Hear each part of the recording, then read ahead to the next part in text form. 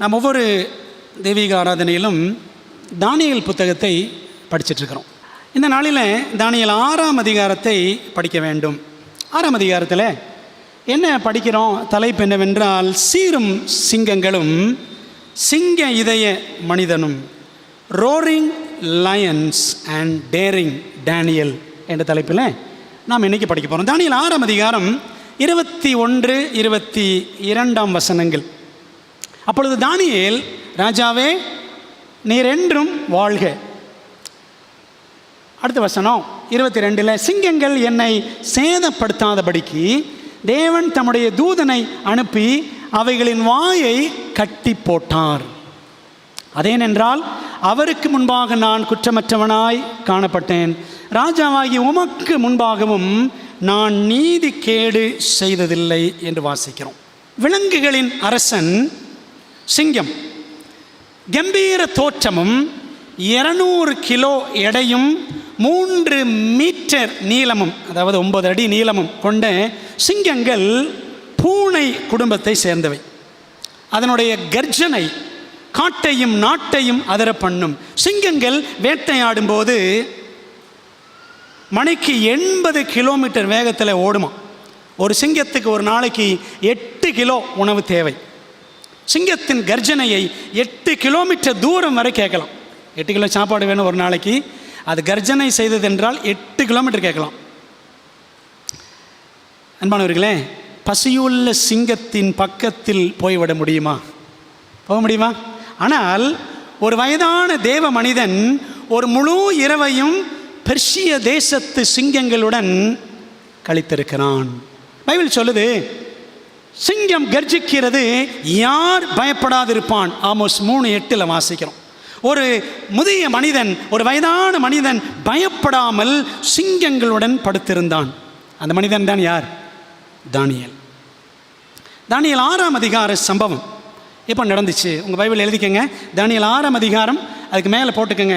அந்த சம்பவம் நடந்த வருஷம் BC 538, கிமு 538 வருஷம். அந்த சமயத்தில் தானியேலுக்கு 84 வயசு. He was 84. அப்போது இருந்த அந்த தரியு மன்னனுக்கு, மேதியனாகிய தரியுவுக்கு 62 வயசு. பிரியமானவர்களே, இந்த தானியேல் 6ஆம் அதிகாரம், அதில் என்ன இருக்குது? ஒரு அவுட்லைன், ஒரு உருவரை பார்க்கலாமா? Outline of Daniel 6. தானியேல் 6ஆம் அதிகாரம் முதல் 3 வசனங்கள் தானியேல் உயர்த்தப்படுதல். Daniel is promoted. 6ஆம் அதிகாரம் 4 முதல் 9 வரை மதியீன மசோதாவில் மன்னன் கையெழுத்திடுதல். Darius signs the foolish decree. 6ஆம் அதிகாரம் 10-15 வரைக்கும் தானியேல் தவறாமல் ஜெபித்தல். Daniel prays faithfully. 6ஆம் அதிகாரம் 16-24 வரைக்கும் சிங்கக்கெபியில் தானியேல் காக்கப்படுதல். Daniel is saved in the lion's den. 6ஆம் அதிகாரம் 25-28 வரைக்கும் மன்னன் தரியுவின் மகத்தான மசோதா, கிங் டாரியஸ் வைஸ் டெக்ரி அப்படின்னு படிக்கிறோம். தானியேல் புத்தகத்தில் ஒவ்வொரு அதிகாரமும் மாபெரும் போராட்டத்தை படம் பிடித்து காட்டுகிறது அப்படின்னு உங்களுக்கு நான் சொல்லிக்கிட்டே வர்றேன். மதியீன மனிதர்களின் பரிசுத்தவான்களுக்கு எதிரான சதி செயலுக்கும் மகாதேவனின் பரிசுத்தவான்களுக்கு ஆதரவான அருட்செயலுக்கும் இடையிலான போராட்டமே தானியேல் 6ஆவது அதிகாரம். மொர்தெகாயின் பின்னே ஒரு பெரிய கூட்டமான இஸ்ரவேல் தேவஜனம் இருந்தது போல தானியேலின் பின்னேயும் ஒரு பெரும் பரிசுத்தவான்கள் கூட்டம் இருந்திருக்கும். தானியேலையும் தானியேல் மூலம் ஒரு பெரும் தேவ சேனையையும் பரலோகம் காப்பாற்றியது. தானியேல் மட்டும்தான் 3 வேளை ஜெபித்திருப்பாரா? இல்லை, அவர் மாத்திரம்தான் அந்த அரசாங்கத்தில் அவர் இருந்தார். தேசத்தில் மற்றவர்கள் இருந்திருக்கலாம், தேவனுக்கு பயந்தவர்கள். சதிச்செயல் தடுமாறி நின்றது.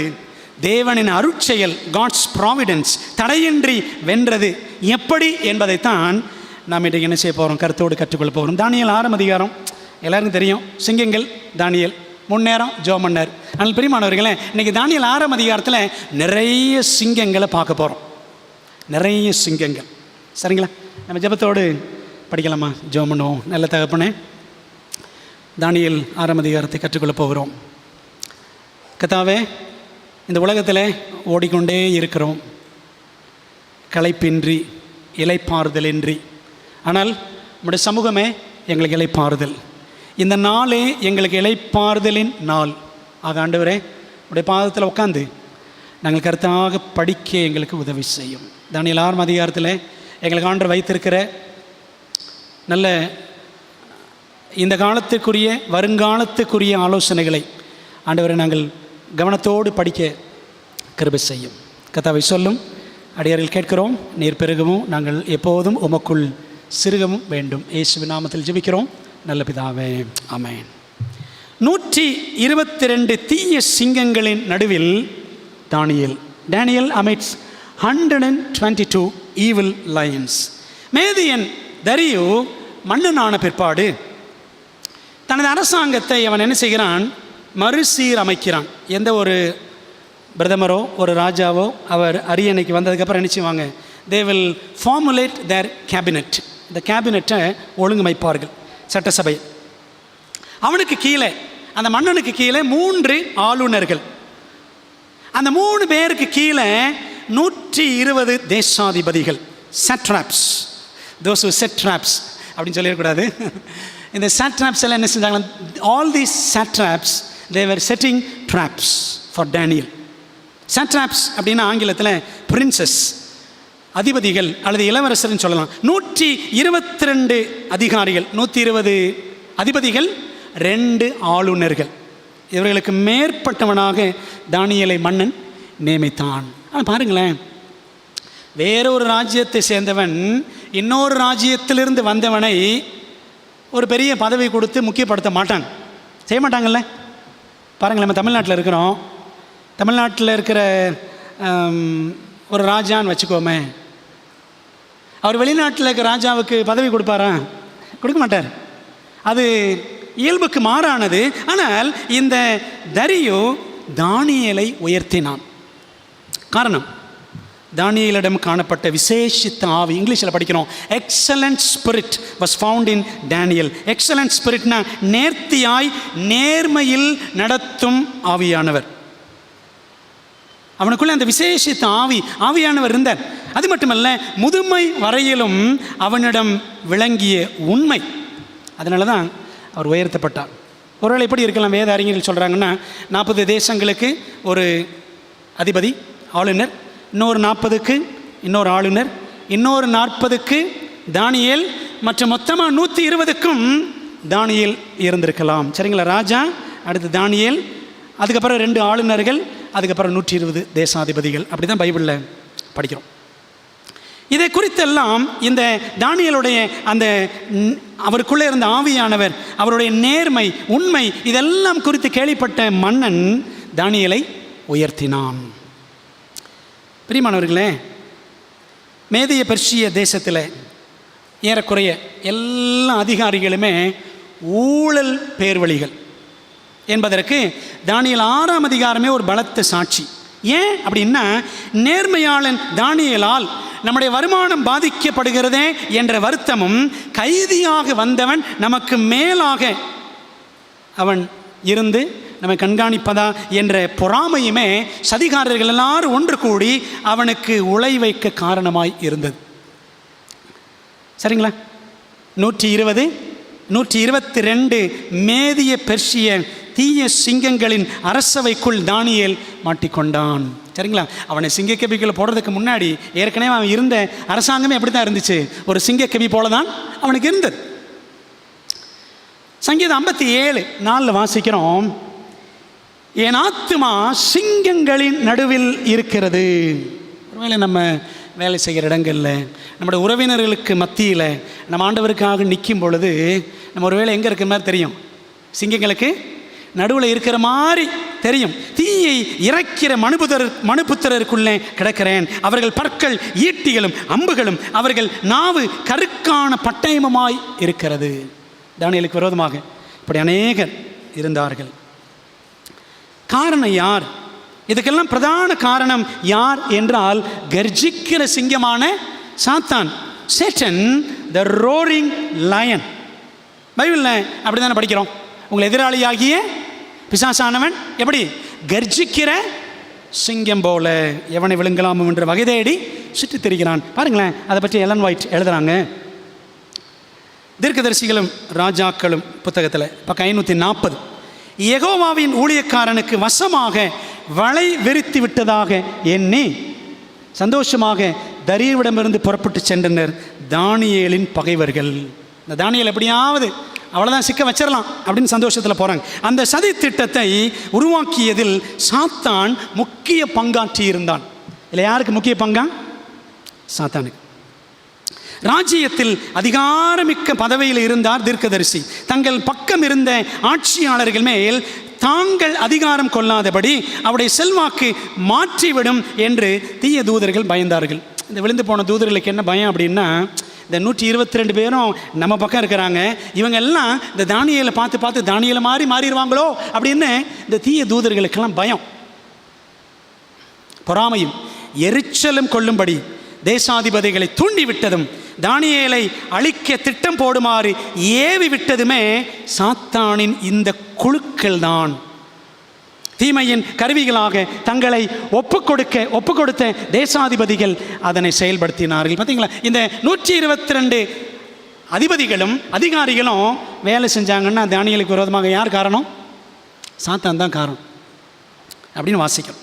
அப்போ என்ன செய்யலாங்க? எல்லாம் சேர்ந்து இந்த 122 பேர் சேர்ந்து ஒரு பிளான் கொண்டு வராங்க. அந்த ப்ராஜெக்ட், அந்த பிளானுக்கு என்ன பேருன்னா கிங் டாரியஸ் மந்த்.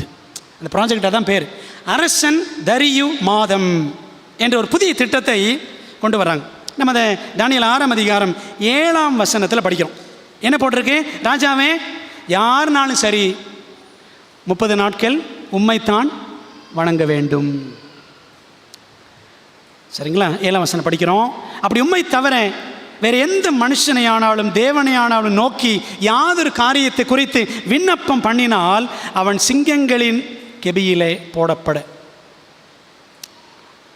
ராஜா கட்டளை பிறப்பித்து உறுதியான தாக்கீது செய்ய வேண்டும் என்று ராஜ்யத்தினுடைய எல்லா பிரதானிகளும் எத்தனை பேர்? 3 பேர்.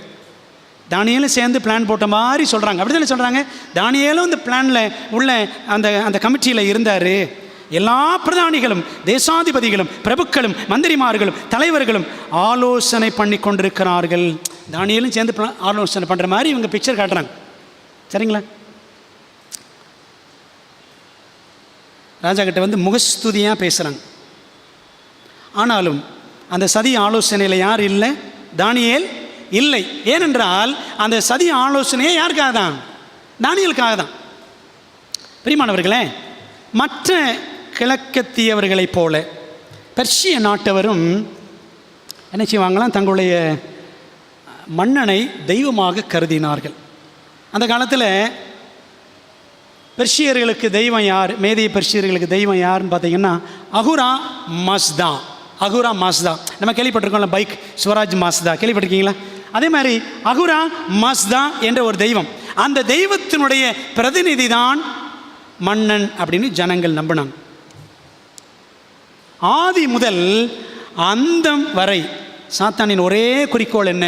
மெய் தெய்வத்துக்குரிய தொழுகையை தான் பெற்றுக்கொள்ள வேண்டும். அதானே அவனுடைய குறிக்கோள். அதுதான் அரசர்களின் ஆணையின் மூலம் கட்டாய தொழுகையை தான் அடைய வேண்டும் என்று கருதிய அவன் பாபிலோனில் நேபுகாத்நேச்சர் வழியாக வேலை செஞ்சான். மேதிய பெர்ஷியாவில் தரியு மூலமாக, ஆமான் மூலமாக, ரோமாபுரியில் பல சக்கரவர்த்திகள் வழியாக அவன் தீவிரமாக வேலை செய்தான். இப்படி அநேகர் என்ன செஞ்சாங்க? தங்களை வணங்க வேண்டும் என்று நிறைய பேர் சட்டம் போட்டிருக்காங்க. இந்த சட்டத்துக்கு பின்னாடி யார் இருக்கிறா? சாத்தான் இருக்கிறான். இந்த தொழுகை இந்த மன்னர்களுக்கு என்று சொல்லும் பொழுது அது உண்மையில் யாருக்கு? அந்த மன்னர்களுக்கு பின்னாடி இருந்த சாத்தானுக்கு தான்.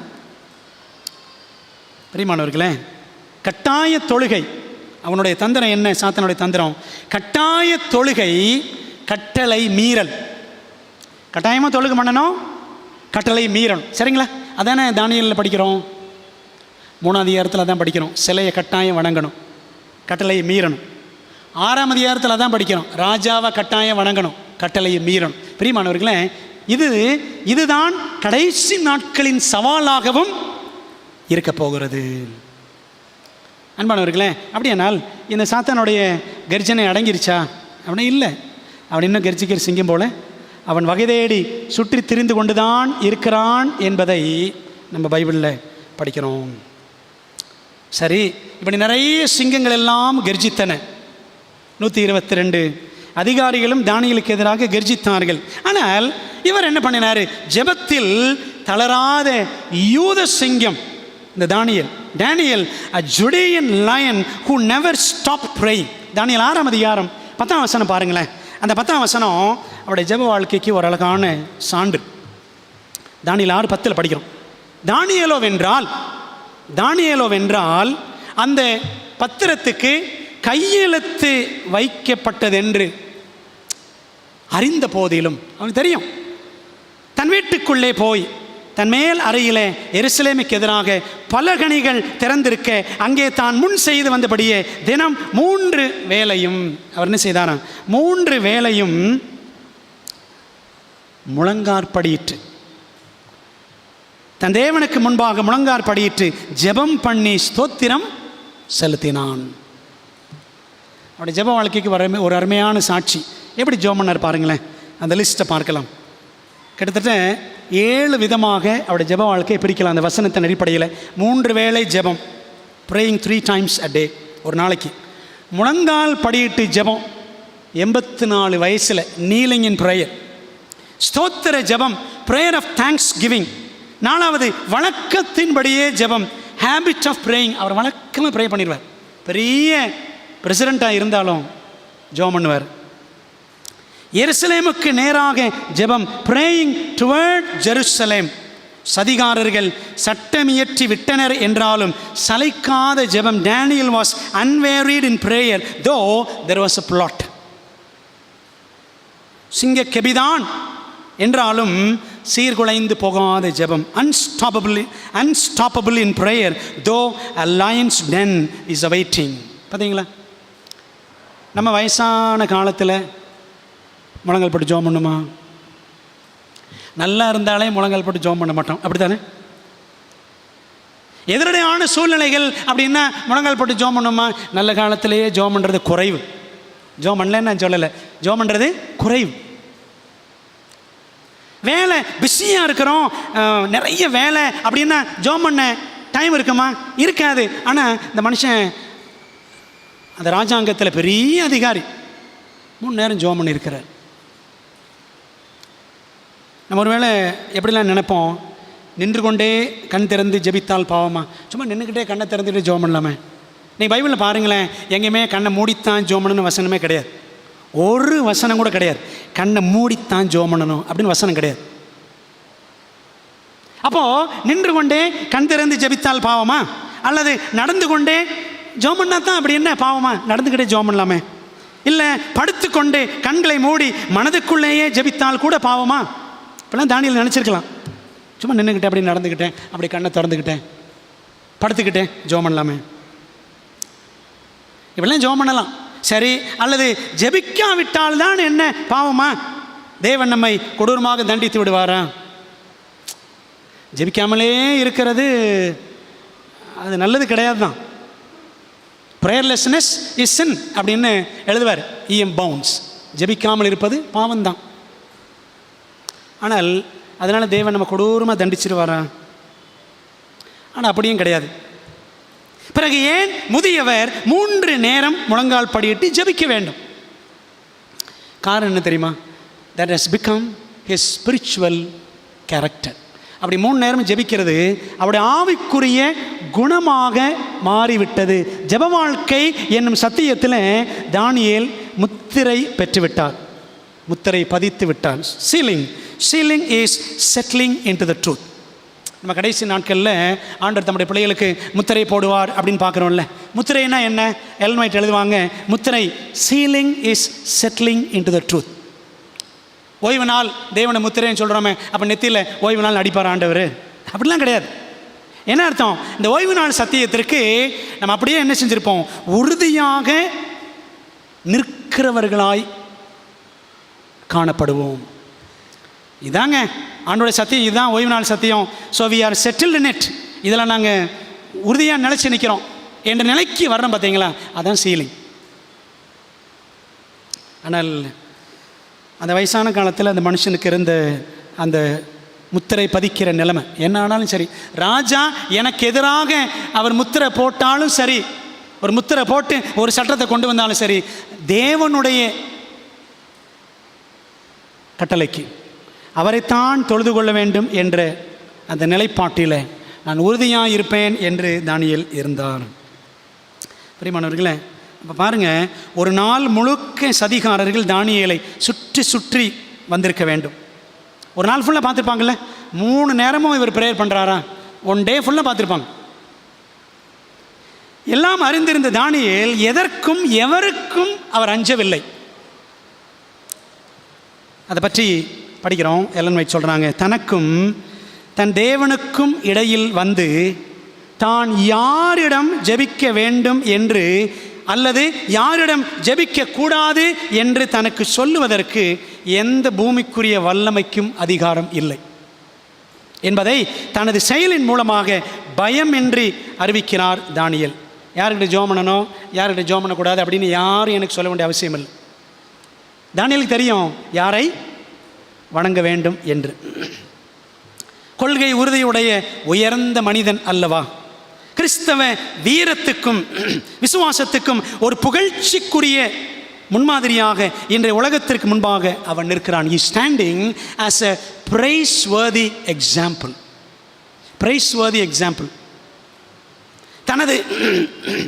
தனது பக்திக்குரிய தண்டனை மரணம் என்பதை அவன் அறிந்திருந்தும் தன் முழு இருதயத்தோடு தேவனிடம் அவன் திரும்புகிறான் அப்படின்னு படிக்கிறோம். சாங்டிஃபைட் லைஃப் புக்கில் பக்கம் 44 பரிசுத்தமாக்கப்பட்ட வாழ்க்கை. தன் பக்தியாக இருந்தால் தனக்கு மரணமே தண்டனை என்று தெரிஞ்சாலும் அவர் என்ன செஞ்சாராம், அதை விட்டு அவர் அசரலை, விலகலை. முழு இருதயத்தோடு தேவனை பின்பற்ற அவன் தீர்மானித்திருந்தான். அதனால தான் பைபிள் சொல்லுது பாருங்களேன். நீதிமொழிகள் 28:1 வாசிக்கிறோம், நீதிமான்களோ எப்படி இருப்பாங்களாம், சிங்கத்தை போல தைரியமாக இருக்கிறார்கள். அந்த வசனத்துடைய முதல் பகுதி பாருங்களேன், 28:1 சொல்லுது, ஒருவனும் தொடராதிருந்தும் துன்மார்க்கர் ஓடி போகிறார்கள். நீதிமான்களோ எப்படி இருப்பாங்களாம், சிங்கத்தை போல தைரியமாக இருப்பாங்க. இப்போ யாரெல்லாம் சிங்கம், நமக்கு எதிரடையாக வரக்கூடியவர்களும் சிங்கங்கள் தான், சத்தியத்துக்கு நிற்கிற பிள்ளைகளுக்கு எதிரடையாக வருகிறவர்களும் சிங்கங்கள் தான். சரிங்களா? அதை பவுல் ஒரு இடத்துல எழுதுவார். அந்த வசனத்தை உங்களுக்கு நான் வாசிக்கிறேன் பாருங்களேன். 1 கொரிந்தியர் 15 அதிகாரம் 32 பாருங்கள். 32, நான் எபேசுவிலே துஷ்ட மிருகங்களுடனே போராடினேன் என்று மனுஷர் வழக்கமாய் சொல்லுகிறேன். எபேசு பட்டணத்தில் துஷ்ட மிருகங்களுடனே போராடினேன், அதாவது மனுஷன் துஷ்ட மனிதர்களோடு போராடினேன் அப்படி சொல்கிறார். அப்போது தேவனுடைய பிள்ளைகளுக்கு எதிராக வரக்கூடிய துஷ்ட மனிதர்களும் யார் தான், சிங்கங்கள் மாதிரி தான். சரிங்களா? என் ஆத்துமா சிங்கங்களின் நடுவில் இருக்கிறது படித்தான்ல. சாத்தானே யார் தான், சிங்கம்தான். நீதிமான்களும் யார் தான், சிங்கம்தான். நீதிமான்கள் சிங்கத்தை போல தைரியமாய் இருக்கிறார்கள். அன்பான தேவ பிள்ளைகளே, நம் ஜெப வாழ்க்கை எப்படி இருக்கிறது யோசித்து பாருங்கள். சரி, ஜெப வாழ்க்கை மட்டும் இல்லை, நாம் அறிந்திருக்கிற சத்தியங்களுக்கு நம்முடைய கீழ்ப்படிதல் எப்படி இருக்கிறது? மணக்கிறதா நம்முடைய கீழ்ப்படிதலான வாழ்க்கை?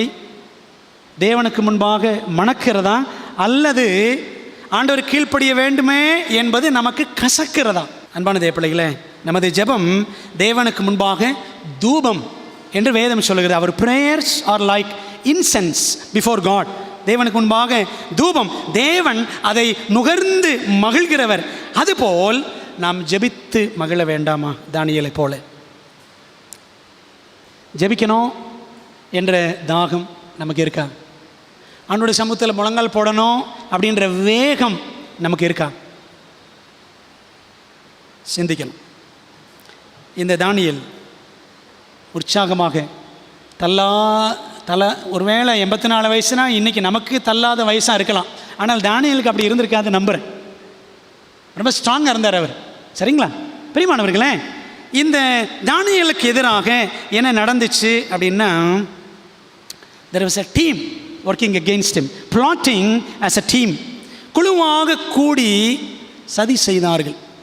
இந்த குழுவாக கூடி சதி செய்கிற பழக்கம் இருக்கேன், இது ஒரு சாபத்திற்கு வழிநடத்தும் பழக்கம். Plotting as a team is a curse. எப்படின்னு பாருங்களேன், சில உதாரணங்கள் பைபிளில் பார்க்கலாமா? தானியேலுக்கு விரோதமாக மேதிய பெர்ஷிய பிரதானிகளும் தேசாதிபதிகளும் சதி செய்தார்கள். சரிதானே? Team work. அது வசனத்தில் படிக்கிறோம். தானியேல் 6ஆம் அதிகாரம் 11 to 13 வரைக்கும் இருக்குது, நமக்கு தெரியும். சரிங்களா? அப்பொழுது அவர்கள் ராஜாவை நோக்கி, சிறைபிடிக்கப்பட்ட யூதேயா தேசத்தின் புத்திரரில் தானியேல் என்பவன் உம்மையும் நீர் கையெழுத்து வைத்து கொடுத்த கட்டளையையும் மதியாமல் தினம் 3 வேளையும் தான் பண்ணும் விண்ணப்பத்தை பண்ணுகிறான் என்றார்கள். குரூப்பாக போய் என்ன செய்கிறாங்க? பிரசிடெண்ட்டை பார்க்குறாங்க அல்லது ராஜாவை பார்க்குறாங்க. குரூப்பாக போய், எங்களுக்கு இந்த பாஸ்ட் வேண்டாம். புரியுதா உங்களுக்கு? அந்த மாதிரி நடக்கும் இன்றைக்கி நிறையா. Team spirit. இப்படி எத்தனை பாஸ்டர்களுக்கு எதிராக வேலை செஞ்சுருக்கிறோம் யோசித்து பாருங்கள்.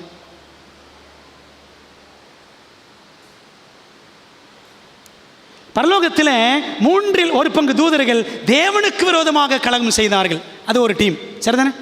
சரி. மோசே ஆரோனுக்கு விரோதமாக கோராகு, தாத்தான், அபிராம் கூட்டத்தார் கலகம் செய்தார்கள். என்னாகும் 16ஆம் அதிகாரம். அப்படி தானே? சரி. யோசேப்புக்கு விரோதமாக பழைய ஏற்பாட்டில் 10 சகோதரர்கள். அந்த டைமில் பென்யமீன் பிறக்கலை, யோசேப்பு தம்பி பிறக்கலை. ஆதியாகமத்தில் படிக்கிறோம். சரிங்களா? ஒன்று கூடி சதி செய்தார்கள். இப்படி நிறைய சதிகார கூட்டங்களை பைபிளில் படிக்கலாம். நிறைய பேர் இருக்கிறாங்க. ஆனால் அப்படிப்பட்ட கூட்டத்தாரின் முடிவெல்லாம் என்ன ஆச்சு பைபிளில் பாருங்களேன். இப்போ 4 கூட்டம் சொன்னேன்ல, இந்த கூட்டத்தின் முடிவை பாருங்கள். தானியேலுக்கு விரோதமாக சதி செய்தவர்கள் குடும்பத்தோடு அழிந்தார்கள். அப்படி தானே? தானியேல் 6:24 படிக்கிறோம். சரி. அதுக்கப்புறம் லூசிபர் கூட்டம் என்னாச்சு? பிசாசு கூட்டமாக மாறிடுச்சு.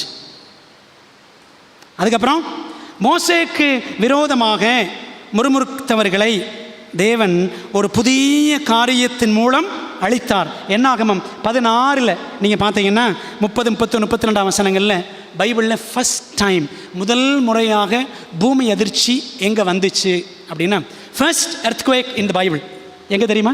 என்னாகும் 16 தான். பூமி தன் வாயை பிளந்து என்ன பண்ணிச்சான்? எல்லாரையும் விழுங்கி போட்டது. அதான் முதல் நிலநடுக்கம் பூமியில். அதே போல் யோசேப்பின் சகோதரர்கள் அந்த 10 பேரும் என்னாச்சு? பஞ்சத்தில் அடிபட்டு படாத பாடுபட்டாங்க. அப்படி தானே? படாத பாடு. இயேசுவுக்கு விரோதமாக சதித்திட்டம் தீட்டிய யூதர்களின் கூட்டம், ஒரு கூட்டம் இருந்துச்சுல்ல, இயேசுவுக்கு எதிராக, பவுலுக்கு எதிராக எப்பவுமே இருந்துச்சு. இது உலக கடைசி வரை இருக்க தான் செய்யும். பெரியமானவர்களே, இயேசுவுக்கு எதிராக சதித்திட்டம் தீட்டிய யூதர்களின் கூட்டம் இன்றைக்கு எவ்வளவாக சபிக்கப்பட்டு காணப்படுகிறது. அவங்க சொன்னாங்கல்ல, இவனுடைய இரத்தப்பழி எங்கள் மேல், எங்கள் பிள்ளைகள் மேல் வரட்டும் அப்படின்னு சொன்னாங்க. பிரியமானவர்களே, சத்தியத்திற்காக நீங்களும் நானும் நிற்போம் என்று சொன்னால் உலகத்தின் கடைசி வரைக்கும் என்ன இருக்கும்? எதிர்ப்பு இருக்கத்தான் செய்யும். அதான் சொல்லுவாங்க, கெடுவான் கேடு நினைப்பான். என்ன அர்த்தம்? கேடு நினைக்கிறவன் அவனே கெட்டு போயிடுவான். நமக்கு அழிவை நினைக்கிறவன் அவனுக்கே அழிவு வரும் என்பதுதான் அந்த பழமொழியினுடைய அர்த்தம். யாக்கோபு 3:16 வாசிக்கிறோம், வைராக்கியம் விரோதம் எங்கே உண்டோ அங்கே கலகமும் சகல துர்ச்சைகளும் உண்டு. இவங்களுக்கெல்லாம் வைராக்கியம், இவங்களுக்கெல்லாம் இந்த 122 பேருக்கு என்னடா அவன் எங்கேருந்தோ வந்துட்டு கைதியாக வந்துட்டு இன்றைக்கி நமக்கு மேலே இருக்கிறான் என்று அவர்கள் கலகம் துர்ச்செய்கை எல்லாம் செய்தார்கள். டீம் ஸ்பிரிட் எப்படி இருக்கணும் அப்படின்னா, நன்மை செய்வதற்கும் ஊழியம் செய்வதற்கும் தான் இருக்க வேண்டும். தீமை செய்வதற்கும் அட்டூழியம் செய்வதற்கும் இந்த குரூப்பாக கூடுற வேலை இருக்க கூட. சரிங்களா? அதை நம்ம இந்த புஸ்தகத்தில் தானியேல் 6ஆம் அதிகாரத்தில் ஒரு பாடமாக படித்து கொள்ள வேண்டும். பாருங்களேன், எல்லன் ஒயிட் எழுதுறாங்க, பொறாமை என்னும் கூரிய கண்கள் ஒவ்வொரு நாளும் தானியேல் மீது பதிக்கப்பட்டிருந்தன. Eyes of envy. அவர்களது கண்காணிப்புகள் வெறுப்புணர்வினால் கூர்மையாக்கப்பட்டிருந்தன. வெறுப்பு. ஆயினும் அவனது வாழ்க்கையில் ஒரு வார்த்தை அல்லது செயலில் கூட அவர்களால் குற்றம் காண முடியவில்லை. ஒரு வார்த்தை, ஒரு செயலில் கூட தானியேல் நினைச்சு குற்றம் கண்டுபிடிக்கவே முடியல. எனினும் தான் பரிசுத்தமாக்கப்பட்டு விட்டதாக அவன் தானியேல் உரிமை பாராட்டி கொள்ளவில்லை. நான் பெரிய செயின்ட் அப்படின்னு சொல்லலை தானியேல், ஆனால் அவன் வரைமுறைக்கும் அப்பாற்பட்ட மேலான காரியத்தை செய்தான். உண்மையுள்ள தற்பிரதிஷ்டியுள்ள ஒரு வாழ்க்கையை அவன் வாழ்ந்தான் அப்படின்னு படிக்கிறோம். சாங்டிஃபை லைஃப், பரிசுத்தமாக்கப்பட்ட வாழ்க்கை, பக்கம் 42. ஒரு உண்மையுள்ள வாழ்க்கை, சின்சியர் லைஃப், ஒரு டெடிகேட்டட் லைஃப் அவர் வாழ்ந்தார் அப்படின்னு படிக்கிறோம். பிரியமானவர்களே, தானியேல் 5ஆம் அதிகாரம் 13ஆம் வசனம் படிச்சிங்கன்னா, பெல்ஷாத்சார் கேட்குறான் தானியேலை பார்த்து, நீ என் பிதாவாகிய ராஜா நேபுகாத்நேச்சார் யூதாவிலிருந்து சிறைப்படுத்தி வந்த யூதரில் ஒருவனாகிய கைதியாகிய தானியேல் அல்லவா? நீ ஒரு கைதி தானே அப்படின்னு அவன் சொல்கிறான் பெல்ஷாத்சார். அடுத்த அதிகாரம் 6:13 பாருங்கள். அப்பொழுது அவர்கள் ராஜாவை நோக்கி, சிறைப்பிடிக்கப்பட்ட யூதயா தேசத்தின் புத்திரரில் தானியேல் என்பவன் உம்மையும் நீர் கையெழுத்து வைத்து கொடுத்த கட்டளையும். அவன் ஒரு கைதியாக வந்தவன் ராஜா, அவன் உண்மை என்ன செய்யலை, மதிக்க மாட்டேங்கிறான் அப்படின்னு அவனை கைதி கைதி அப்படின்னு தான் சொன்னாங்க. சரிதானே? ஒருவேளை உலகத்தின் கடைசி நாட்களில் இந்த ஓய்வு நாள்காரர்கள், இந்த செபாட்டேரியன்ஸ், இந்த ஓய்வு நாள் ஆசரிக்கிறவங்க, இந்த 7ஆம் நாள்காரவங்க, இவங்களால தான் இவ்வளோ பிரச்சனை என்று பழி சுமத்தப்படும். அன்பான தேவ பிள்ளைகளே, எப்படி தானியேல் செயல்பட்டார்? பெர்சிய சிங்கங்களுடன் சிங்க இதய மனிதன், lion hearted man with Persian lions. தானியேல் 6ஆம் அதிகாரத்தில் 14 to 23 வரைக்கும் படித்து பார்த்தோம். அந்த பகுதியை சுருக்கம் என்ன அப்படின்னா, காலை முதல் மாலை வரை மன்னன் தரியு தானியேலை தப்புவிக்க முயன்றும் முடியாமல் போனது. வேறு வழி இல்லை, ராஜா மசோதா கொண்டாந்துட்டாரு, யாருனாலும் என்ன செய்யணும், சிங்கக்கபியில் போட்டு தான் ஆகணும். இது தானியேலுக்கு விரோதமானதுன்னு ராஜாவுக்கு லேட்டாக தான் தெரிஞ்சிச்சு. காலையிலேருந்து சாயங்காலம் வரைக்கும் முயற்சி பண்ணுறாரு தானியேலை தப்புவித்து விடலாம் என்று. ஆனால் சட்டத்திலும் அதற்கிடமில்லை, சட்ட வல்லுநர்களாலும் மன்னனுக்கு உதவி செய்ய முடியவில்லை. இந்த மெசபட்டோமியாவில் சிங்கங்கள் அதிகமாக காணப்பட்டன. அந்த காலத்தில் சிங்கங்களை நம்ம பார்க்குற மாதிரி இரும்பு கூண்டிலெல்லாம் போட மாட்டாங்க. என்ன செய்வாங்க தெரியுமா?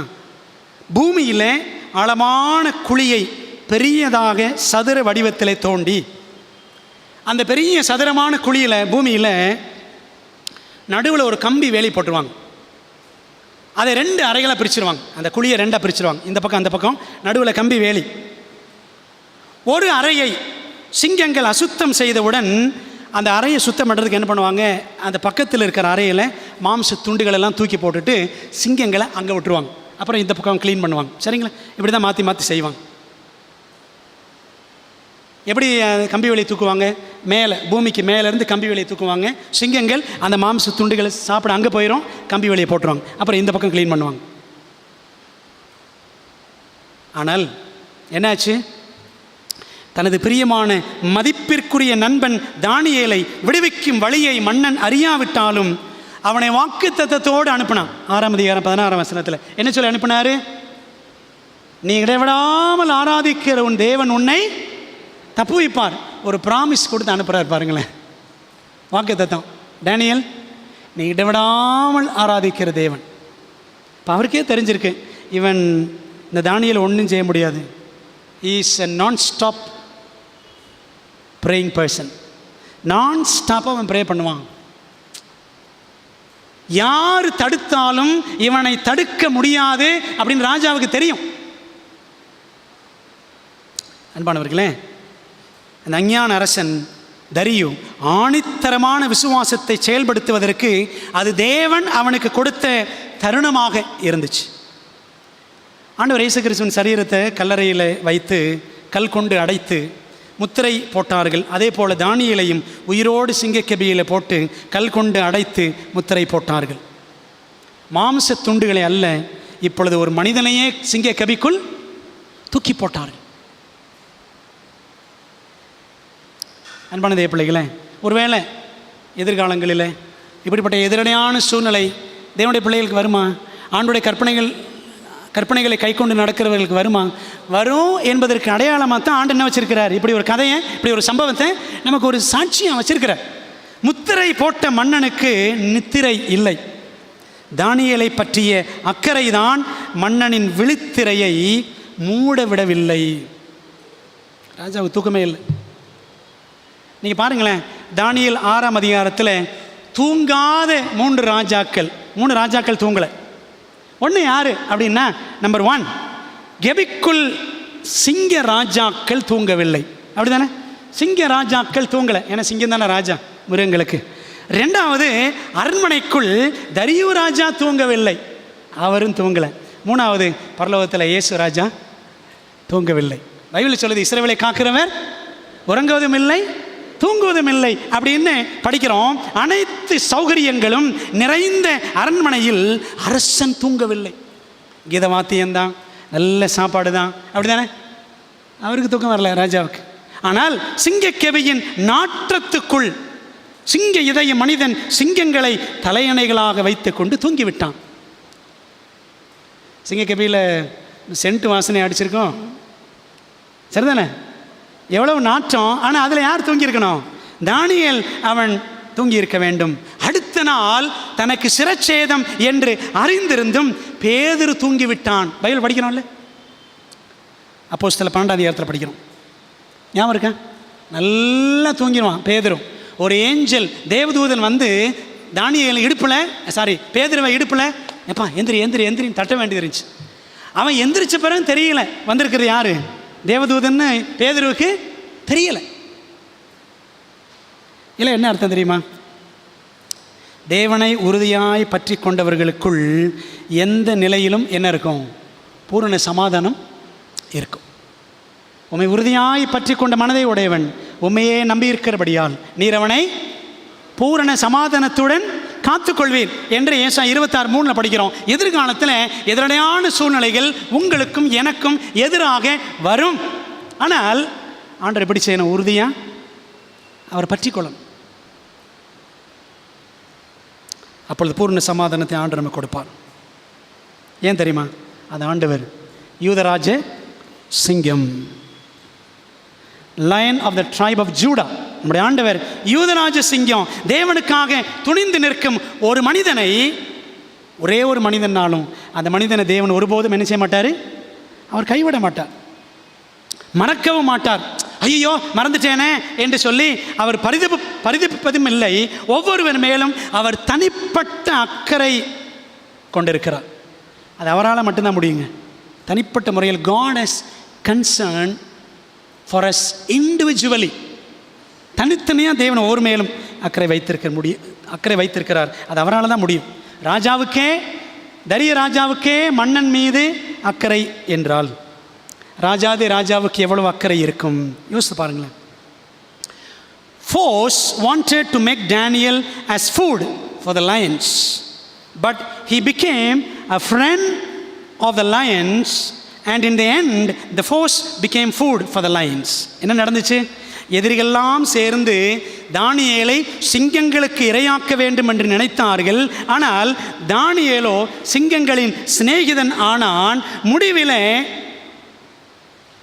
எதிரிகள் எல்லாரும் சிங்கங்களுக்கு இரையானார்கள். புரியுதா? அப்போ நீங்களும் நானும் ஆண்டவருக்கு நண்பன் ஆயிட்டோன்னு வச்சுக்கோங்களேன். ஆண்டவர் நினைச்சுவார், எதிரிகளை கூட நமக்கு நண்பராக்குவார், அல்லது மிருகங்களை கூட தேவன் நமக்கு நண்பராக மாற்றுவார். சிங்கங்கள் எல்லாம் அவனை சேதப்படுத்தாதபடி தேவன் தமது தூதனை அனுப்பினார். சிங்கங்கள் எல்லாம் கப்சிப் ஆயிடுச்சு. அப்படிதானே? சிங்கக்கவியில் போடப்பட்ட அந்த சிங்க இதயம் கொண்ட விசுவாச வீரன் ஊமை சிங்கங்களுடன் ஓர் இரவை செலவிட்டார். கர்ஜிக்கும் சிங்கங்கள் காக்கும் நாய்களாக மாறிவிட்டன, நண்பர்களும் ஆகிவிட்டன. அப்படிதானே? Lions became puppies. Lions became puppies. எல்லாம் பப்பியாக மாறிடுச்சு. சரிதானே? ஆண்டோடைய பிள்ளைகளை எவ்வளோ பெரிய ஆசீர்வாதம். அந்த இரவுக்கு அப்புறம் 2 விசுவாச வீரர்கள் உரையாடலை நம்ம தானியேல் 6:20-22 வரை படிக்கலாமா? ராஜா கெபியின் கிட்ட வந்தபோது துயர சத்தமாய் தானியேலை கூப்பிட்டு, தானியேலே, ஜீவனுள்ள தேவனுடைய தாசனே, நீ இடைவிடாமல் ஆராதிக்கிற உன் தேவன். 2வது முறை சொல்றார், இடைவிடாமல் ஆராதிக்கிற தேவன். உன்னை சிங்கங்களுக்கு தப்புவிக்க வல்லவராய் இருந்தாரா என்று தானியேலை கேட்டான். உன்னை உள்ளிருந்து சத்தம் வருமா வராதா அப்படின்னு ராஜா நினச்சிருக்கலாம். ஆனால் பாருங்களேன், அப்பொழுது தானியேல், ராஜாவே நீர் என்றும் வாழ்க. உள்ளிருந்து சத்தம் வருது, ராஜாவே நீர் என்றும் வாழ்க. சிங்கங்கள் என்னை சேதப்படுத்தாதபடிக்கு தேவன் தம்முடைய தூதனை அனுப்பி அவைகளின் வாயை கட்டி போட்டார். அதேனென்றால் அவருக்கு முன்பாக நான் குற்றமற்றவனாய் காணப்பட்டேன். அவரால் சொல்ல முடிஞ்சு பார்த்தீங்களா, ஐ am blameless before my God.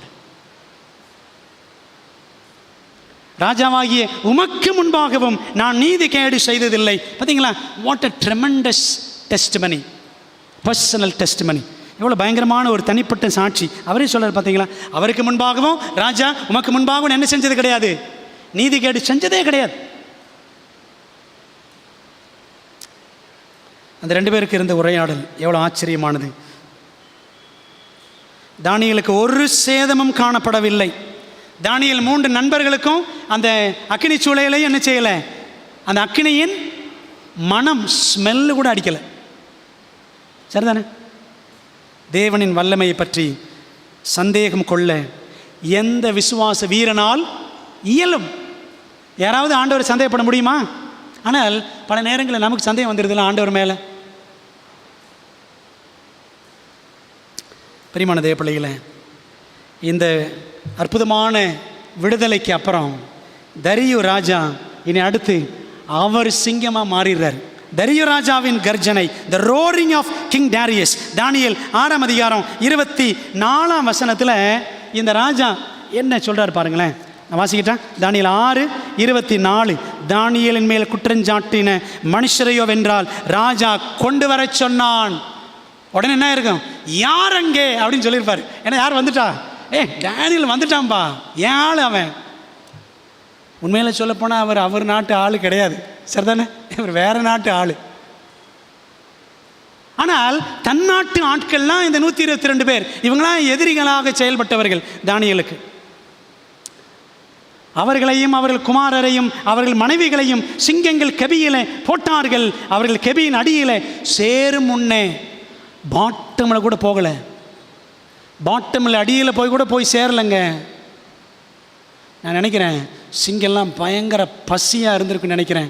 தானியேல் கூட சேர்ந்து அது உபவாசம் இருந்திருக்குன்னு நினைக்கிறேன்.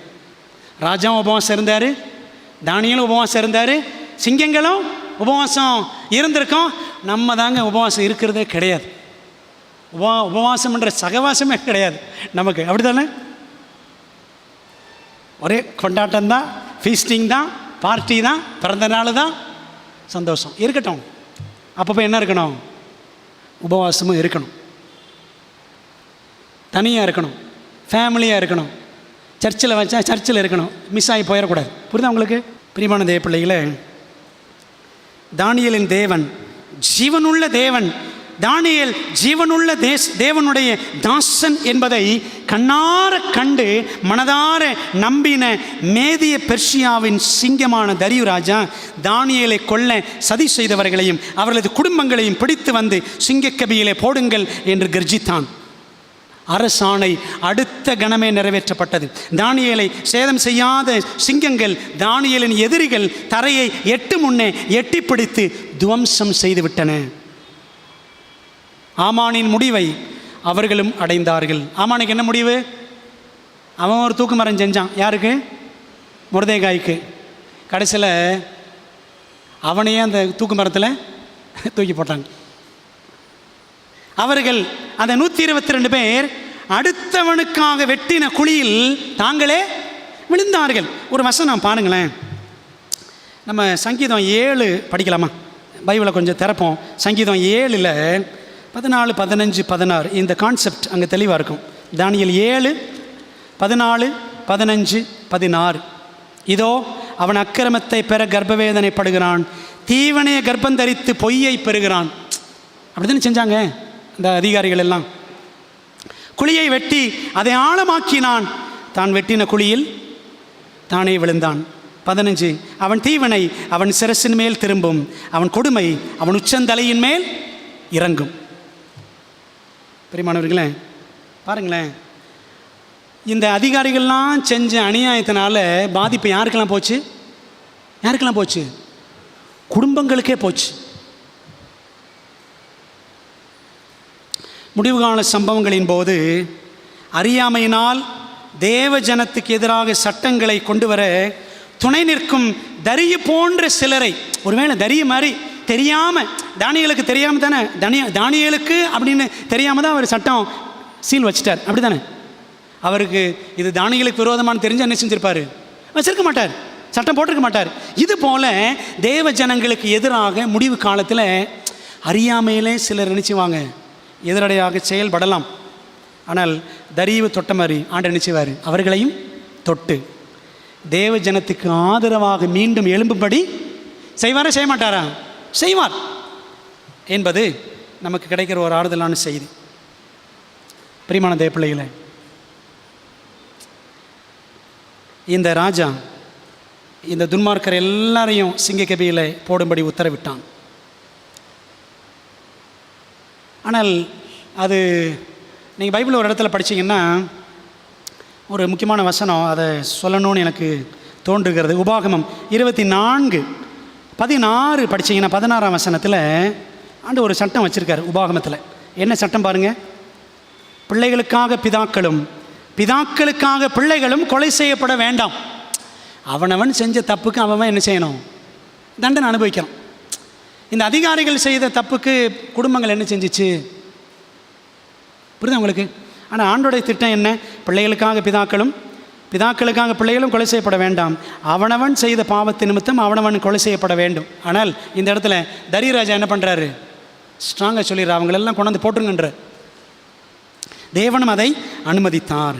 ஜீவனுள்ள தேவனை அதுக்கப்புறம் என்ன செய்கிறாரு? 3ஆம் அரசு ஆவணம் தயாரித்து தரியு அறிக்கையிட்டார். 3rd royal document proclaiming the living God. தானியேல் புத்தகத்தில் பார்த்தீங்கன்னா இந்த தானியேல் அற்புத விடுதலை பெற்றதுக்கப்புறம் இந்த விடுதலை பற்றிய செய்தி தேசமெங்கும் 120 தேசங்களிலும் பரவியது. தானியேலின் தேவன் ஜீவனுள்ள தேவன் என்பதை உணர்வுபூர்வமாக அறிந்த தரிய மன்னன் அதை அரசு ஆவணமாக்கி அகில உலகமெங்கும் பிரகடனம் செய்தான். அதை தானியேல் புத்தகத்தில் படிக்கிறோம்.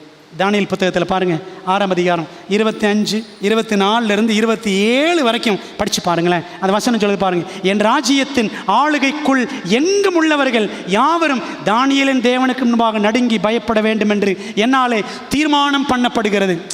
நானே தீர்மானம் பண்ணுறேன்றார். அவர் ஜீவனுள்ள தேவன், அவர் என்றென்றைக்கும் நிலைத்திருக்கிறவர், அவருடைய ராஜ்யம் அழியாதது, அவருடைய கர்த்தத்துவம் முடிவு பரியந்தமும் நிற்கும் அப்படின்னு ஒரு 3ஆம் அரசு ஆவணம். 1ஆம் அரசு ஆவணம் யார் வெளியிட்டான்? தானியேல் 3ஆம் அதிகாரத்தில் அக்கினி சூளை அற்புதத்துக்கு பின் நேபுகாத்நேச்சார் அறிவித்தான். சரிங்களா? தானியேல் 3ஆம் அதிகாரம் 28, 29 படிச்சு பாருங்க. நேபுகாத்நேச்சார் சொல்லியிருப்பார். ரெண்டாவது அரசு ஆவணம் தானியேல் 4ஆம் அதிகாரம் முதல் 3 வசனங்கள். இந்த நேபுகாத்நேச்சார் மிருகம் போலாகி புத்தி தெளிந்த பின் அவர் சொல்லியிருப்பார், எல்லாரும் என்ன செய்யணும்? கர்த்தரை வணங்கணும், அவர்தான் ஜீவனுள்ள தேவன் அப்படின்னு அவர் ஒரு அரசு ஆவணம் வெளியிட்டார். அது 2வது. 3வது தரியு ஒரு ஆவணம் வெளியிட்டார். பிரியமானவர்களே, இப்போ யோசித்து பார்த்தேன், 5ஆம் அதிகாரத்தில் இந்த பெல்ஷாத்சாரும் ஆண்டவர் கொடுத்த அந்த எச்சரிப்பை ஏற்றுக்கொண்டு மனம் திரும்பி இருந்தால் அவன் என்ன செஞ்சிருப்பான்? அவனும் ஒரு அரசு ஆவணம் அனுப்பி ஆண்டவரை பற்றி அகில உலக பிரகடனம் செய்திருக்கலாம். அந்தோ பரிதாபம், ஒரே அதிகாரத்தில் வருகிறான், ஒரே ராத்திரியில் அழிகிறான். சரிங்களா? பிரியமானவர்களே, இன்னைக்கு நம்முடைய வாழ்க்கையின் மூலமாக உலகமெங்கும் ஒரு செய்தி பரவணுமா? என்ன செய்தி?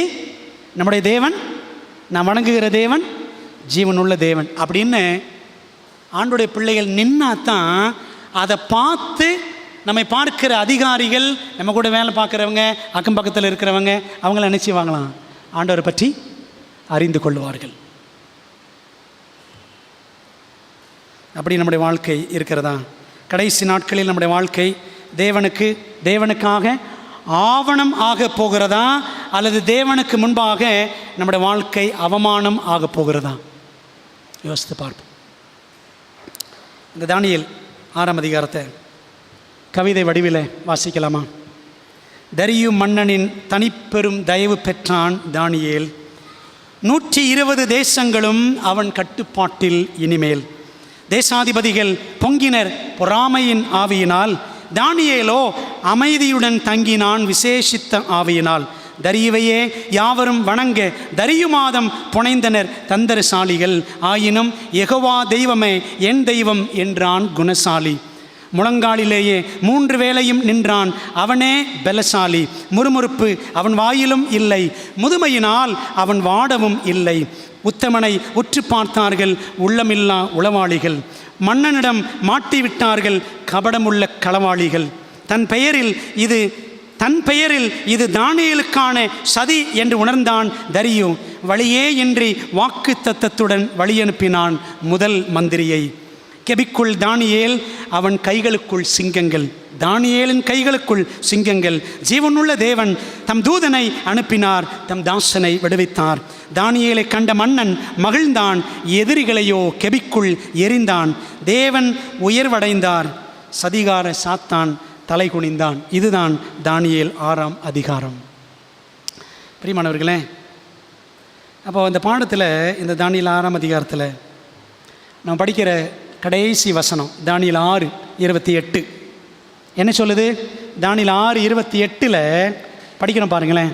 கோரேசின் தரியுவின் ராஜ்யபார காலத்திலும் பெர்ஷியனாகிய கோரேசுடைய ராஜ்யபார காலத்திலும் தானியேலின் காரியம் எப்படி இருந்துச்சான்? ஜெயமாய் இருந்தது. ஜெபசிங்கம், ஜெயசிங்கம். தானியேல் எப்படிப்பட்ட சிங்கம்? அவர் ஜெபசிங்கம். அதனால் அவர் ஜெயசிங்கமாக விளங்கினார். 2ஆம் ராஜ்யத்தின், அதாவது மேதிய பெர்ஷியாவின் 2 ராஜாக்களிடம், தரியு மற்றும் கோரேசிடம் மட்டுமல்ல, 1ஆம் ராஜ்யம் பாபிலோனில் 7 ராஜாக்கள் சொன்னேன். அதில் நெபோபொலாசார் மட்டும் இவர் பார்க்கல, தானியேல் பார்க்கல. நேபுகாத்நேச்சருடைய அப்பா. மற்ற 6 ராஜாக்களை பார்த்தவர். மேதிய பெர்ஷியாவில் 2 ராஜாக்கள், 8 ராஜாக்களை பார்த்தாருங்க. இந்த 8 ராஜாக்கள் காலத்திலும் தானியேல் காரியம் எப்படி இருந்துச்சு? ஜெயமாக இருந்துச்சு. உலகத்தின் முடிவு கால கிறிஸ்தவர்களே, நீங்களும் நானும் ஜெய கிறிஸ்தவர்களாக நாம் விளங்க வேண்டும் என்றால், ஜெபிக்கும் கிறிஸ்தவர்களாக நாம் தீவிரமாக காணப்பட வேண்டும். ஜெபம் பண்ணுறோமா? 1/2 நிமிஷ ஜெபம், அரகுர ஜெபம், சுருக்கமான ஜெபத்துக்கு பெருக்கமான ஆசீர்வாதம் தாரும் என்று சோம்பேறி ஜெபம், அப்படி தானே? சுருக்கமான ஜெபத்துக்கு பெருக்கமான ஆசீர்வாதம். தானியேல் 84 வயசுலையும் விடாப்பிடியாய் ஜெபித்தார். இந்த தானியேல் 6ஆம் அதிகாரத்தில் கடைசியாக ஒரு அட்டவணை பார்க்க போகிறாங்க. ஒரு அட்டவணை, அவர் காலத்தில் நடந்தது, இனி நம்ம காலத்தில் என்ன நடக்கும். தானியேலின் கடந்த காலமும் வருங்காலமும் என்ற தலைப்பில், past and the near future. தானியேலின் நாட்களில், தவணையின் முடிவு நாட்களில் என்ன நடக்கும் பாருங்களேன். ஒரு 10 காரியம் குயிக்காக. தானியேல் உண்மை உள்ளவன், யாதொரு குற்றம் குறைவு காணப்படாதவன், நீதி கேடு செய்யாதவன். படித்தோம்ல தானியேல் 6ஆம் அதிகாரத்தில். இது யாருடைய குணம் அப்படின்னா, 144,000 பேரின் குணமும் அப்படித்தான் இருக்கும். இவர்கள் தேவனுக்கு முன்பாகவும் ஆட்டுக்குட்டியானவருக்கு முன்பாகவும் எப்படி இருப்பாங்க? மாசில்லாதவர்களாயிருக்கிறார்கள். வெளிப்படுத்தல் 14:5. இது ஏதோ தானியேல் குணம் மட்டும் நினச்சிடக்கூடாது. ஹீ ரெப்ரசன்ட்ஸ் தி 1,44,000, 144,000 பேரை பிரதிபலிக்கிறார் தானியேல். 2வது, தானியேல் ஜீவனுள்ள தேவனுடைய தாசன் அப்படின்னு படித்தோம் 6:20. 144,000 பேர் படித்து பாருங்களேன். வெளிப்படுத்தல் 7ஆம் அதிகாரம் 2ஆம் வசனம் 3ஆம் வசனம் படித்தீங்கன்னா, இந்த 144,000 பேர் ஜீவனுள்ள தேவனுடைய ஊழியக்காரர் அப்படின்னு இருக்கும். சரிங்களா? 3வது, தானியேலுக்கு எதிராக 2 பிரதானிகள், 2 பிரதம மந்திரிகள் ப்ளஸ் 120 தேசாதிபதிகள் பார்த்தோம்ல. அதே போல் தேவ ஜனத்துக்கு எதிராக சாத்தான் மற்றும் துன்மார்க்கர் கூட்டமெல்லாம் என்ன செய்யும்? கிரியை செய்யும். கடைசி நாட்களில் வெளிப்படுத்தல் 17, 12, 13 வசனங்கள் படித்து பாருங்க. நல்லா வாசிக்கல. 4வது, ராஜ கட்டளை, உறுதியான தாக்கீது அப்படின்னு படிக்கிறோம். அப்போது அரசியலும் மதமும் இணைந்தது. உண்மையா? தானியேல் 3ஆம் அதிகாரம் பாருங்களேன். அரசியல், நேபுகாத்நேச்சார் ராஜா, எது இணைஞ்சிச்சு? மதம். இந்த சிலை கொண்டு வந்தார்ல, அரசியலும் மதமும். சரிங்களா? 5ஆம் அதிகாரம் பாருங்க, அங்கேயும் பாருங்க, அரசியல் மதம். அரசியல் என்ன செய்கிறார்? பெல்ஷாத்சார் அந்த அரசு வேகத்தை காட்டுறார். எருசலேம் தேவாலய பாத்திரங்கள், மதம். புரியுதா உங்களுக்கு? அரசும் மதமும் மிக்ஸ் ஆகுது. 6ஆம் அதிகாரம் பாருங்களேன். 6ஆம் அதிகாரத்துலேயும் அரசு, தரிய ராஜாவின் அரசாங்கம். மதம் என்ன? என்கிட்ட தான் ப்ரேயர் பண்ணணும். புரியுதா உங்களுக்கு? அரசும் மதமும் இணைகிறது தானியேல் காலத்தில். அப்போ அதே மாதிரி மிருகத்தின் முத்திரை, வெளிப்படுத்தல் 13, 14, 15 படிக்கிறோம். 13ஆம் அதிகாரம் 14, 15 வசனங்கள். அரசும் சபையும் இணைந்து ஞாயிறு ஆசரிப்பு சட்டத்தை கொண்டு வரும். சரிங்களா? 5ஆம் காரியம், மாறாத பிரமாணம். அதை எப்படி கொண்டு வந்தாங்க அந்த சட்டத்தை? மாறாத பிரமாணம், அன்ஆல்டரபிள் லா. தானியேல் 6:8 படிக்கிறோம். பாருங்களேன், மாறாத பிரமாணம் யார் மட்டும்தாங்க கொண்டு வர முடியும்? ஆண்டவர் மட்டும்தான் கொண்டு வர முடியும். அப்போது மாறாத பிரமாணம் ஒருத்தன் கொண்டு வர்றான்னா அவன் தன்னை தேவன் போல என்ன செய்கிறான்? காட்டிக்கொள்ளுகிறான். பாருங்களேன், நம்ம காலத்தில் என்ன நடக்கும்னா, மாற்றப்பட்ட பிரமாணம். எது மாற்றப்பட்ட பிரமாணம்? சனிக்கிழமை மாற்றினாங்க. சரிதானே? ஓய்வு நாளுக்கு ஞாயிற்றுக்கிழமைக்கு மாற்றினாங்க. சனிக்கிழமையை ஞாயிற்றுக்கிழமை ஓய்வு நாள் மாற்றினாங்க. மாற்றப்பட்ட பிரமாணம் மாறாத பிரமாணம் ஆக்கப்படும். ஞாயிற்றுக்கிழமையை ஓய்வு நாள் கொண்டு வருவாங்க தற்காலிகமாக. வெளிப்படுத்தல் 13, 16, 17 வாசிக்கிறோம். தேவனுடைய ஓய்வு நாளுக்கு பதிலாக மனுஷீக ஓய்வு நாள் அல்லது போப்பு மார்க்க ஓய்வு நாள் உயர்த்தப்படும். ஞாயிற்றுக்கிழமை ஓய்வு நாளாக உயர்த்தப்படும். சரிங்களா? 6வது என்ன பிரச்சனை? தானியேல் 6ஆம் அதிகாரத்தில் தொழுகை தான் பிரச்சனை. சரிதானே? தொழுகை தான் பிரச்சனை. கடைசி காலத்தில் என்னவா இருக்கும்? தொழுகை தான் பிரச்சனையாக இருக்கும். வெளிப்படுத்தல் 14, 7, 9 முத்தூதில் 3ஆம் தூது படித்து பாருங்கள். முதல் தூது சொல்லுது, வானத்தின் பூமி சமுத்திரத்து நீரூற்றுகள் உண்டாக்கினவரையே தொழுது கொள்ளுங்கள். சரிங்களா? மிருகத்தின் முத்திரையை தொழுது கொண்டால், பின்பற்றினால் என்ன கிடையாது? இரவும் பகல் இளைப்பாறுதல் கிடையாது. பார்த்தீங்களா? worship is going to be the central issue in the last days. தானியேல் காலத்தில் மட்டுமல்ல, கடைசி காலத்திலையும் அதான், தொழுகை தான் பிரச்சனை. 7வது, 10 கட்டளைகளுக்கு எதிரான யுத்தமே சாத்தானின் யுத்தம். சரிதானே? ராஜாவைத்தான் வணங்கணும். முன்னம் நடந்ததே இனியும் நடக்கும். சரிதானே? பார்த்தீங்களா? அப்போது 10 கட்டளைக்கு எதிரான யுத்தம் கடைசி காலத்தில் என்ன செய்யும்? கண்டிப்பாக வரும். பிரசங்கி 1:9 படிக்கணும். 8வது, அரசு அதிகாரிகள் இணைந்து ஆன்மீக தலைவரை ஏற்படுத்தினர். உண்மைதானே? 122 பேர் சேர்ந்து யாரை ஏற்படுத்துகிறாங்க? ராஜா உம்மை தான் வணங்கணும். சரிங்களா? அதே போல் உலக அரசுகள். சமீபத்தில் சிங்கப்பூர் போயிருந்தப்போ அங்கே எல்லோரும் சொன்ன விசுவாசிகள் எல்லாம் சொன்னாங்க. என்ன சொன்னாங்கன்னா, பாஸ்டர் போப்பு வந்துட்டு போனார் சிங்கப்பூருக்கு, வந்துட்டு அவர் பிரசங்கம் பண்ணார். அந்த வீடியோ நான் பார்த்தேன். அவர் என்ன பிரசங்கம் பண்ணார்? அதில் சொல்கிறாரு, எல்லா மதங்களுமே ஒன்று தான், எல்லா மதங்களுமே ஒன்று தான், எல்லாம் அவங்கவுங்க மதத்தில் இருந்து அவங்கவுங்க தெய்வத்தை வணங்குறீங்க, எல்லோரும் ஒரே தெய்வத்தை தான் வணங்குறோம், எல்லாமே ஒரே தெய்வத்தை தான் வணங்குறோம். எந்தெந்த மதத்தில் நீங்கள் இருந்தாலும் கடைசியில் எங்கே வந்துடுவோம்? நம்ம பரலோகத்துக்கு வந்துடுவோம் அப்படின்னு நாங்கள் பேசியிருக்கார். புரியுதா உங்களுக்கு? பார்த்தீங்களா? அப்போ ஒன் வேர்ல்டு ரிலிஜியன், எல்லா மதங்களும் ஒன்று தான் என்ற ஒரு இந்த திட்டத்தை கொண்டு வர்றதுக்கு இப்போ இருக்கிற போப் முதலாம் பிரான்சிஸ் அவர் நாடு நாடாக போயிட்டுருக்கிறார். புரியுதா உங்களுக்கு? உலக அரசுகள் இணைந்து போப்பு மார்க்க கொள்கைகளை உயர்த்தும். எப்படி தரியவை உயர்த்தினாங்க, அதே போல் உலக அரசுகள் ஒன்றா சேர்ந்து போப்பை என்ன செய்யும்?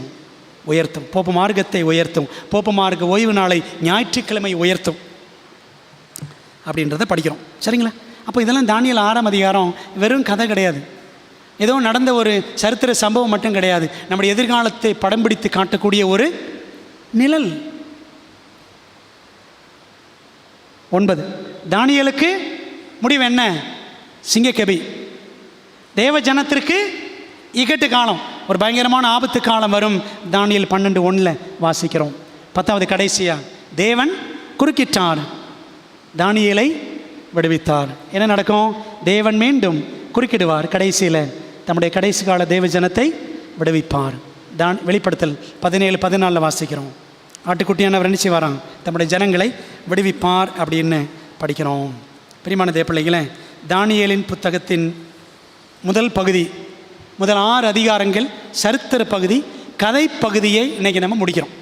அதுக்கப்புறம் படிக்க வேண்டியது அடுத்த 6 அதிகாரங்கள் தீர்க்க தரிசன பகுதி, ப்ராஃபட்டிக் செக்ஷன் படிக்கணும். தானியேல் கெபிக்குள் இருந்த சிங்கங்களை ஜெயித்தான். தேசாதிபதிகளான சிங்கங்களையும் ஜெயித்தான். பிசாசாகிய சிங்கத்தையும் ஜெயித்தான். அவனும் தேவனுக்காக சிங்க இதய மனிதனாக செயல்பட்டான். நீதிமான்களும் சிங்கம்தான். தேவனுக்கென்று இன்றும் அப்படிப்பட்டவர்கள் தேவை.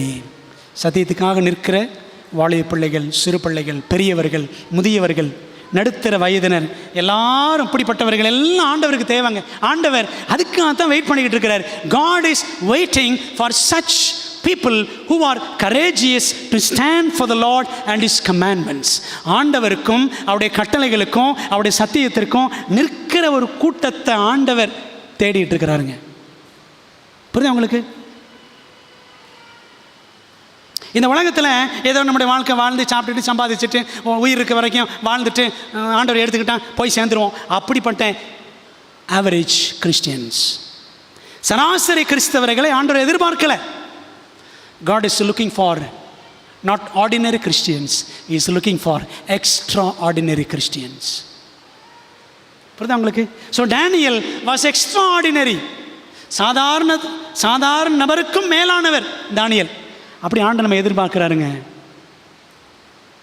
But we just remain happy, we remain okay to be an ordinary Christian. ஒரு சாதாரண கிறிஸ்தவனா இருந்தால் போதுங்க, ஏதோ சர்ச்சுக்கு போனோமா, தசம்பாத்தை போட்டோமா, சும்மா சர்ச்சில் போய் தலையை காமிச்சோமா, அவ்வளோதான்.